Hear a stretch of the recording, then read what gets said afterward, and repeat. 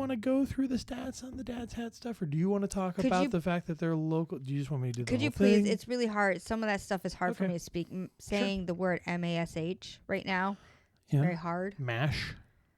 The mash is so there's tough. certain. It's so tough to say mash. Let me tell you. You know what else is really tough to say? I'm sorry.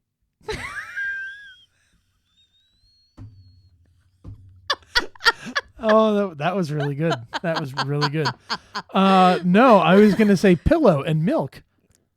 Those are both also very hard to say. And breakfast. And warsh. Warsh. Yeah. You know what? I feel attacked. I mean, that's fair.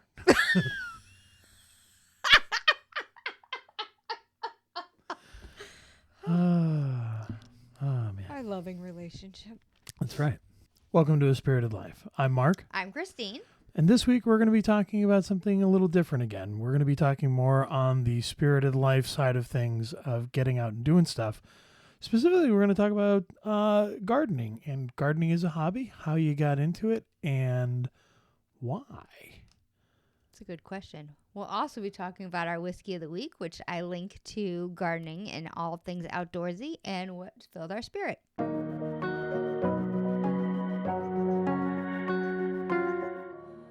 We want to live a spirited life. We're documenting our journey towards financial independence while balancing that with living in the present and enjoying our time in the journey. While we want to work towards financial independence, there's no guarantee for what tomorrow will bring. So we don't want to wait to enjoy our lives because tomorrow isn't promised. We want to share our journey to help keep ourselves intentional and accountable, and we invite you to come along with us as we work towards living a spirited life.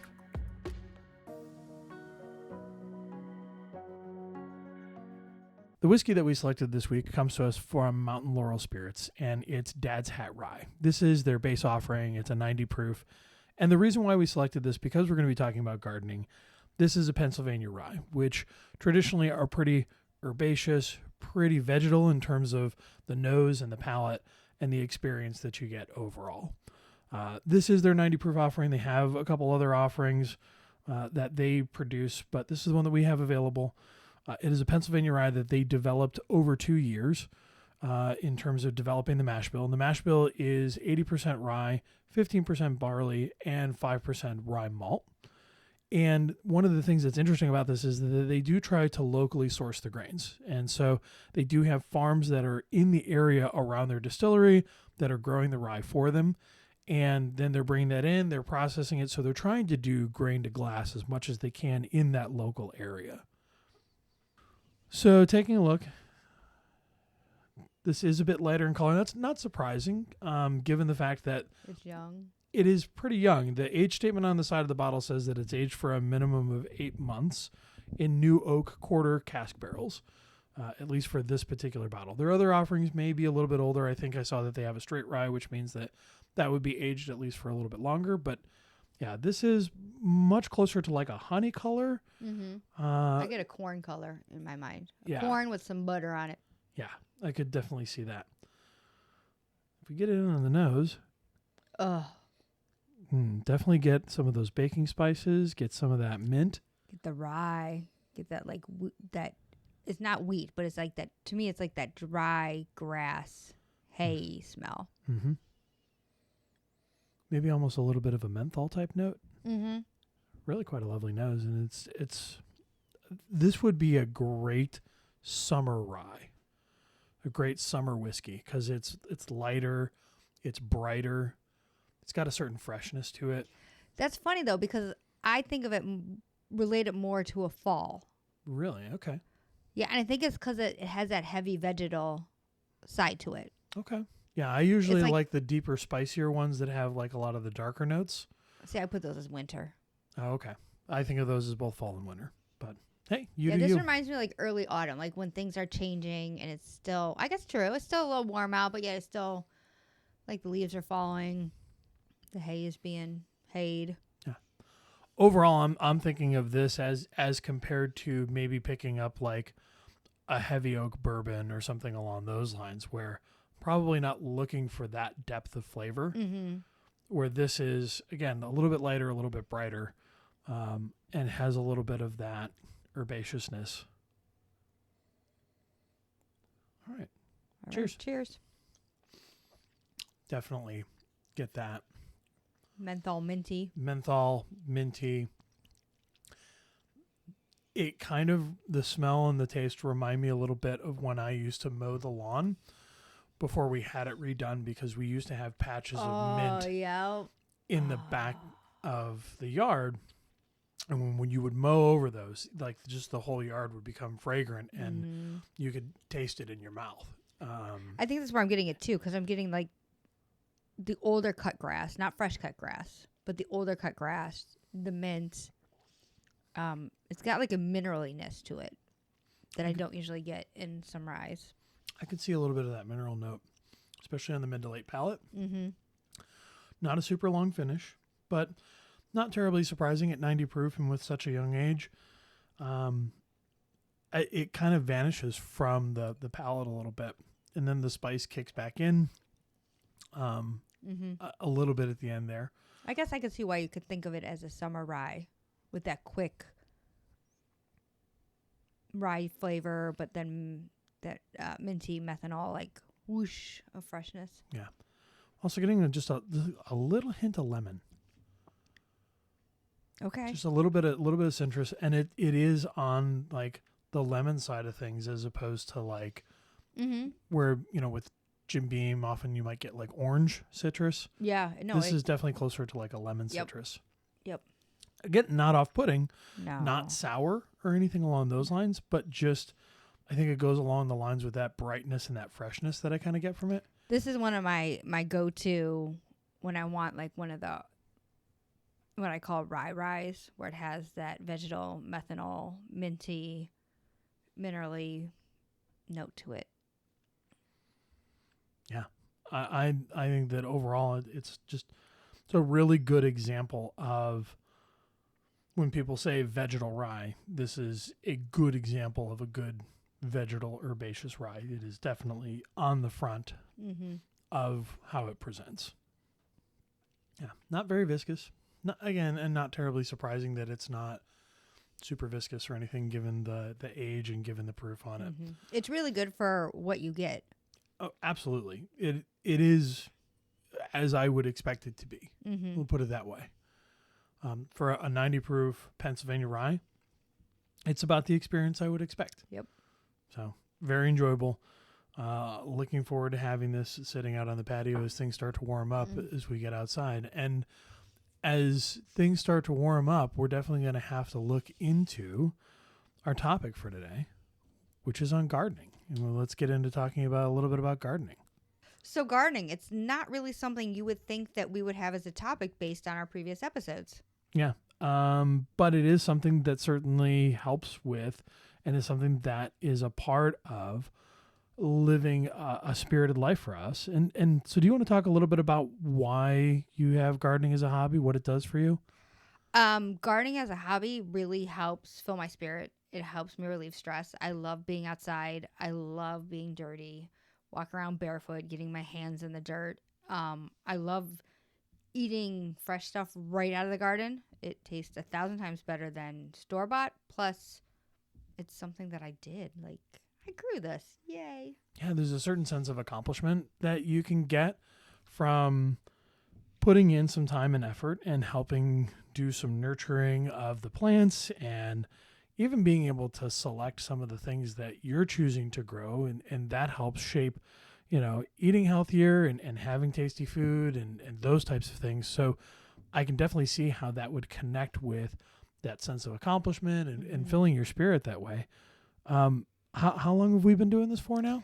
So we've had a garden on and off since we bought our house.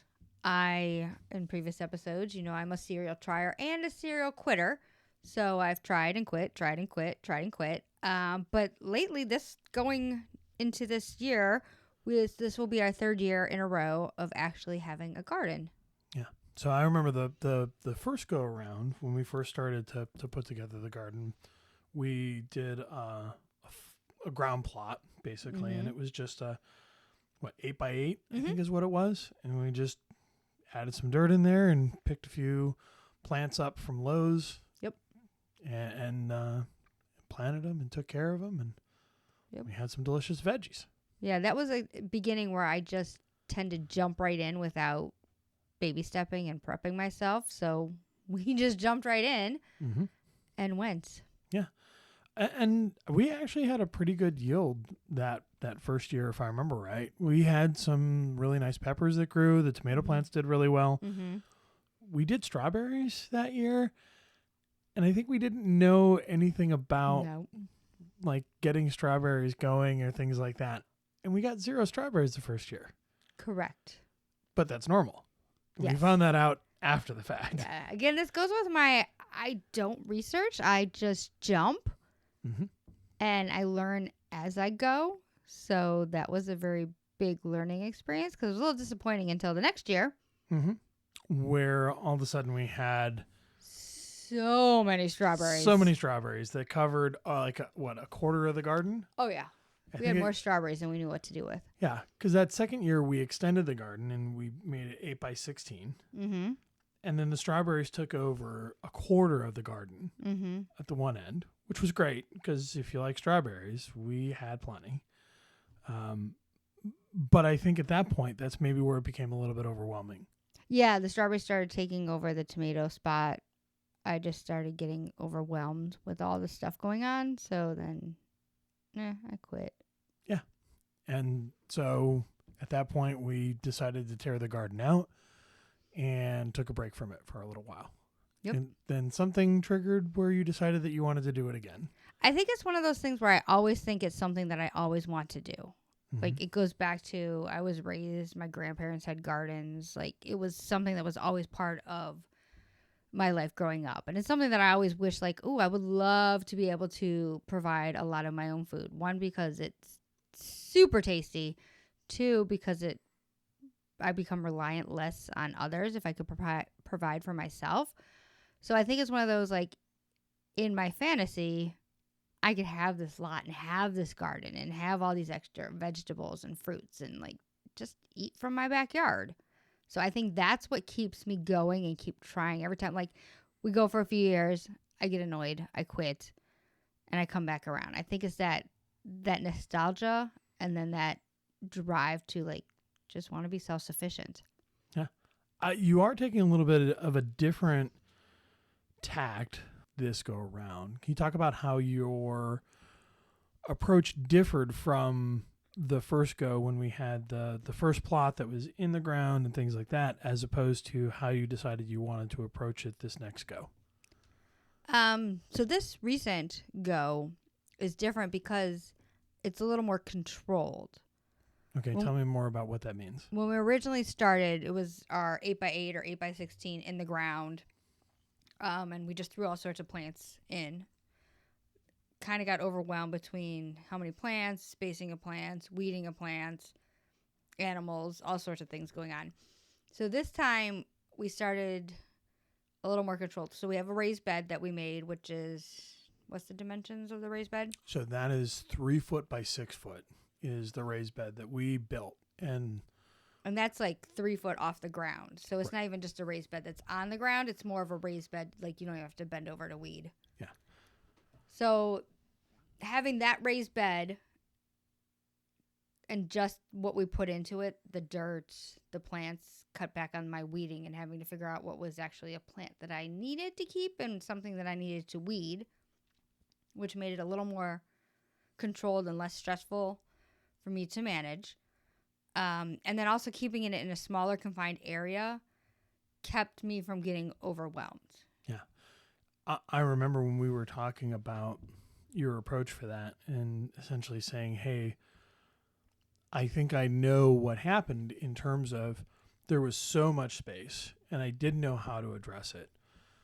I think that you did a really good job of identifying one of the causes of why it didn't work for you the last go. And you said, okay, I think if I have a raised bed, it'll be a lot easier for me to manage. It'll be a lot easier for me to be able to tell what good plants are and what are weeds and those kinds of things, because it'll be in a much smaller environment and it'll be much more controlled.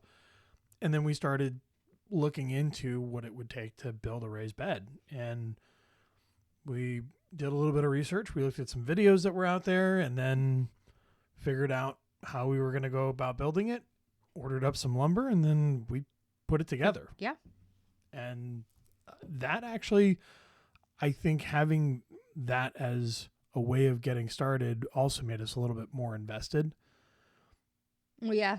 We put the time and the effort and the materials. Like, we had more buy-in going in because we put this thing together when we built it. So that was the first year. That was getting started. You controlled the space, and that helped alleviate the problem that you would run into before with getting overwhelmed, things like that. Talk a little bit about the second year. What did that look like? The second year, I wanted to step it up a bit, but again, keeping myself from jumping again and getting too overwhelmed. So I started moving to adding containers. Mm-hmm. So I added 2 large containers for tomatoes and zucchini. Something they never actually prospered, so I don't even remember what they are. And then making a spot for cucumbers in the ground because I knew I was pretty successful whenever I did those. Mm-hmm. So just really adding small extra either containers or very small plots in the yard to add some vegetables to it. Yeah. One of the other things that we added to the yard at that point was also the herb wall. Yes. And that gave a place for the cucumbers to be able to grow up. Grow across. And also gave us a place to grow herbs. Now, that was an interesting experiment because we grew those herbs, but I don't know how much we used them. No, I don't think I did the dirt and the potting mixture like as well as I thought I would have done it, or I thought I should have done it. So they didn't really take off. The basil is the only thing that really took off well. And that's okay. That's something that we can potentially go back and revisit if we want to grow herbs on that wall again, or if there's something else we want to grow on that wall. Mm-hmm. We at least have the infrastructure there to use that going forward. I imagine that we'll probably have cucumbers or zucchini or green beans or something like that that'll probably be growing on that wall at some point. Pretty sure there'll be cucumbers. Yeah. Always cucumbers. Yeah. So that was the second year. Talk a little bit about your transition into the third year, because that looks, I think, significantly different than your first 2 years in terms of your approach. So talk a little bit about that. So in my third year, I'm starting from seeds in the basement. So after my first year, I think I started reaching out to friends who garden, watching some videos on YouTube, kind of seeing what other people did out there, which then kind of influenced a little bit of my second year stuff. But then it really influenced my third year, where I started growing things from seeds instead of having to go to Lowe's or Home Depot or some other nursery place and buy plants. So now in the basement, I have some shelving set up and just one little basic seed starter kit. I think it's like 36 little things where I attempted and am, fingers crossed, still currently growing plants. Got some vegetables, some beets, some turnips, some tomatoes, carrots. And it also helps because in the beginning, I threw all the plants in at the same time. So we had all the vegetables at the same time. Mm-hmm. So this is helping me realize that I need to stage things so we could kind of keep growing throughout the season instead of having so much that we don't know what to do with. Yeah. And I think that's one of the things is we've been watching some other videos and learning a little bit more about that, is learning how to approach doing some staggering, learning how to approach what to grow where and where to pair it. I think that was one of the things that we learned in the last year with the pepper plants. Because our peppers were they were jacked up. they I don't even know what color they came across. Some were like some weird red, purple, something or other. And then remember the one year we had like the hot peppers next to the not so hot peppers, and they became, you couldn't tell which one was peppers. hot or not hot. Yeah. So yeah, because they will cross pollinate even if you have sweet peppers next to hot peppers. Just keep that in mind.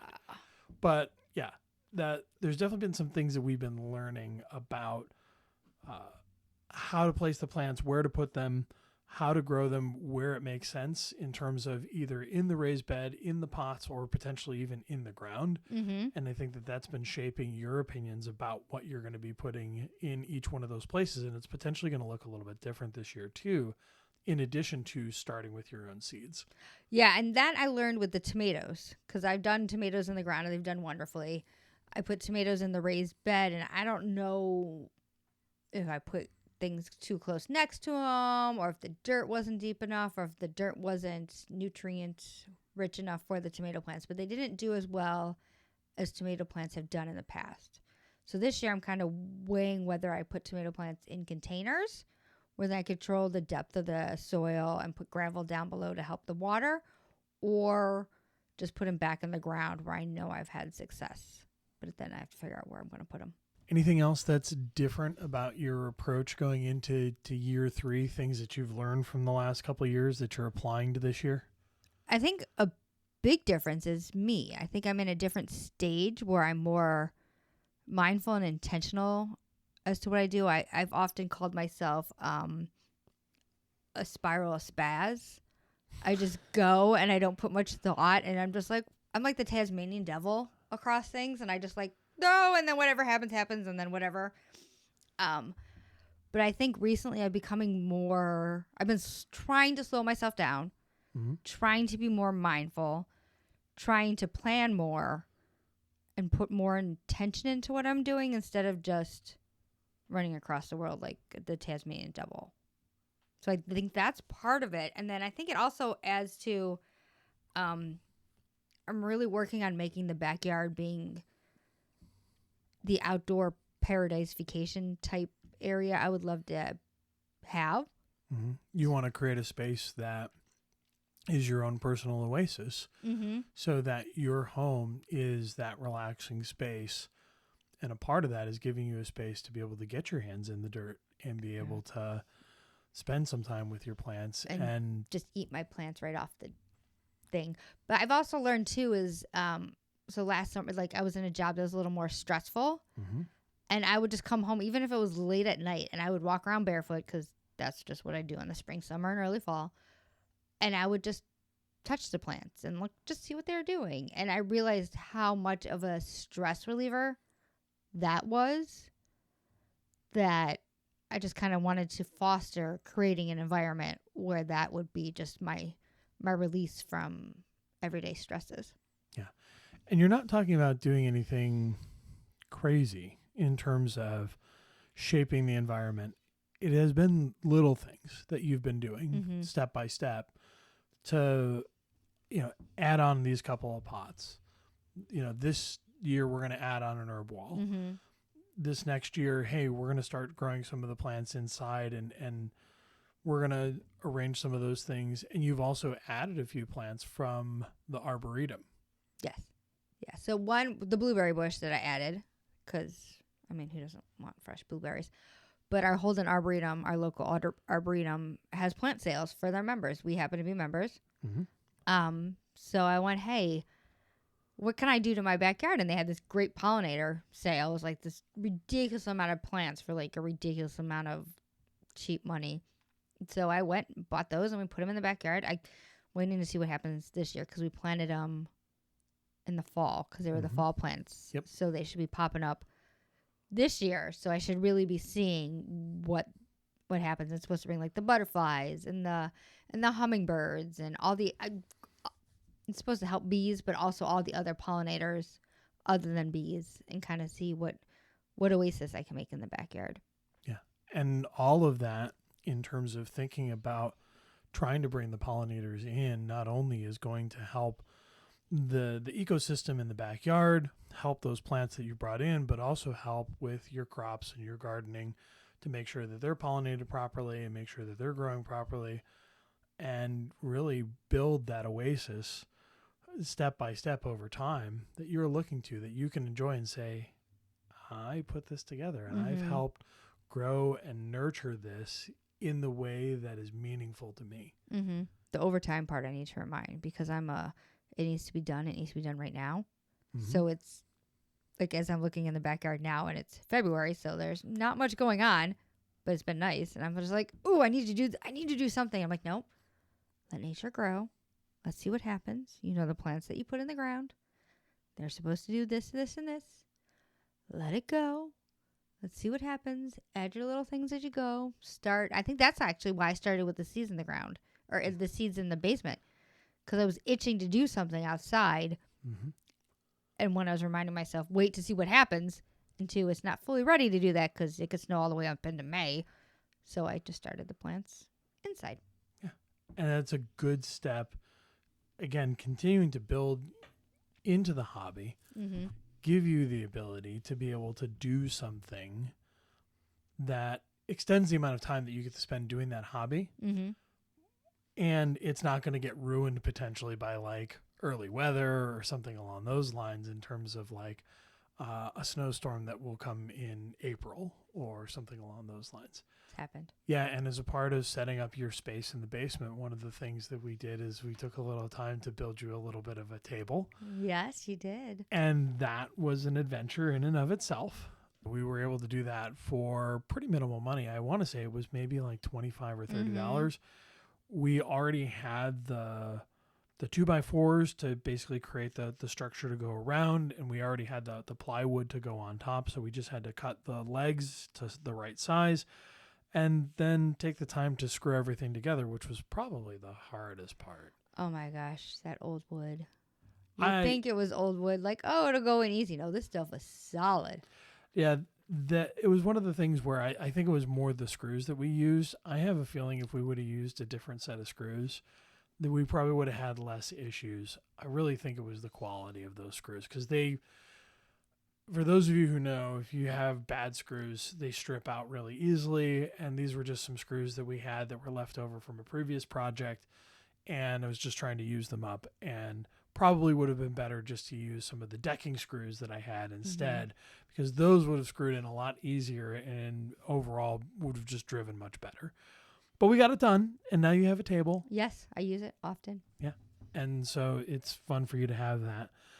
So that's something else that's come out of this that's new for this year. What else is on the horizon? So what else are you planning for this year that's going to be different? Or where else do you see this potentially going in the future? You're talking about making it your oasis. What else fits in with that? So this year, I'm trying some different veg. Trying some turnips. Okay. We're going to be doing some potatoes. Okay. We're going to make a potato box. Okay.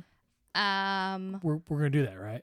Yeah, we are this year. Okay. I know we said we were going to do it last year, but you know. Yeah. You know hey, sometimes those things don't come to fruition. And some beets. Okay. Don't let the beet drop. So some different vegetables that I would like to add into my diet, so I might as well just start trying to grow it. Yeah. Another thing that's different is that through different communities, online, whatnot, I have met different people that also do seeding. They do microgreens. They do other different vegetable things. So I've been kind of talking to different people, getting their suggestions, their ideas. So if anyone has any suggestions, ideas on what they do, feel free to drop it in comments or whatnot. Let me know. Help me out. And then next year, my goal is really to start adding more to the yard. Like really so we have the raised bed that's kind of in the driveway. So the driveway goes to the backyard, and then we have the grass, we have the herb wall. But adding some more raised beds, but the raised beds that are on the ground with mulch around it type thing, and really baby step adding more gardening area and more vegetables to my rotation. So I want to go back to one thing that you said about connecting with people online in the community, and there was something that was interesting that happened, and we talk about the whiskey community and being a part of the whiskey community, and obviously we naturally chat with folks about other topics beyond just whiskey. And so talk a little bit about your experience with that, because you connected with somebody happenstance about gardening. Yeah. So someone that our whiskey tube community, some crossover. Then we ended up friending on like Instagram or something, because you know everybody likes to show off their stuff. And I think I put up a picture of my baby seedlings that I started planting in the other room, and they're like, "Oh, hey, I do this. I plant these seeds. Like, here's my stuff." And I'm like, "Oh, really?"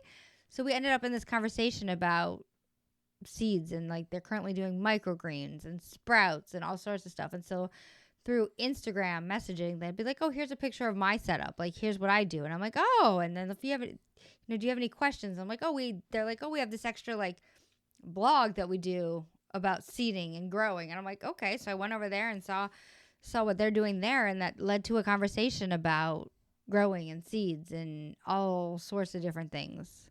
It was super cool that you made this connection through the whiskey community. And then, in what happens naturally as a part of communities, we share, we get to know each other better. You shared something else that spurred an entirely different conversation that wasn't related to the first thing about how you connected.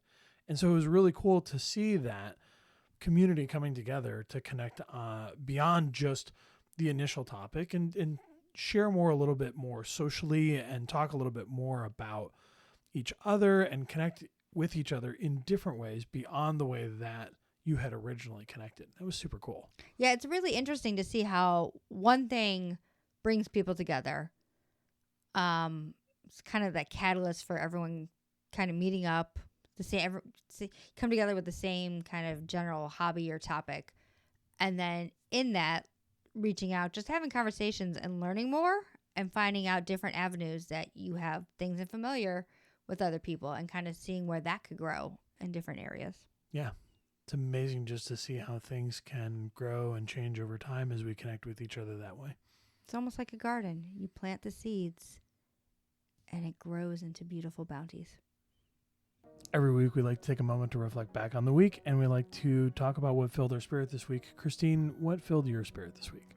This week we went and had dinner with a new couple, which we'll hopefully become friends with. As you know, as you get older, it's harder to make new friends.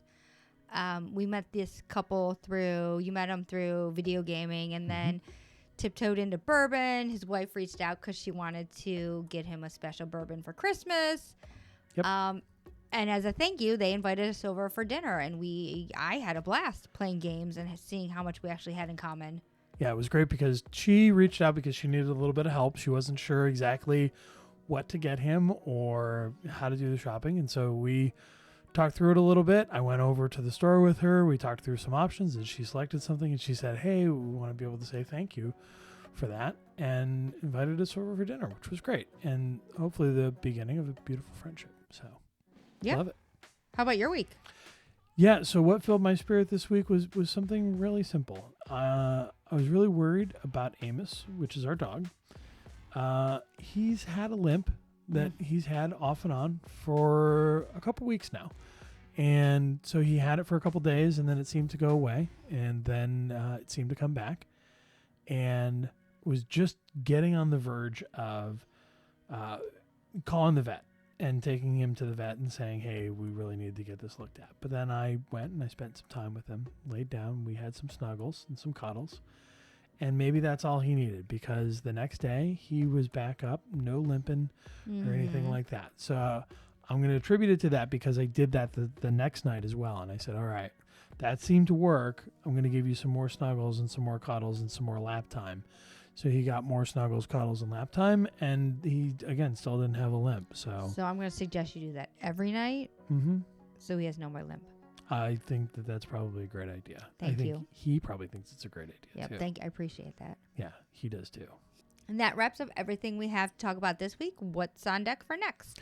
So on deck for next week, we're at the end of the month again, and we want to make sure that we do another intentional check-in. We're going to be doing those a little bit more explicitly and specifically for these first couple goes around, just to make sure that we're doing those check-ins and we're sharing that experience with you and keeping ourselves honest about how we're progressing against our goals and the changes that we're making and how well those changes are working in terms of helping us to accomplish those goals. So we'll be taking a look into that next week, talking a little bit more about that. And in the meantime, we hope you live a spirited life. The topics and information on a spirited life should not be taken as financial advice and should be considered for entertainment purposes only.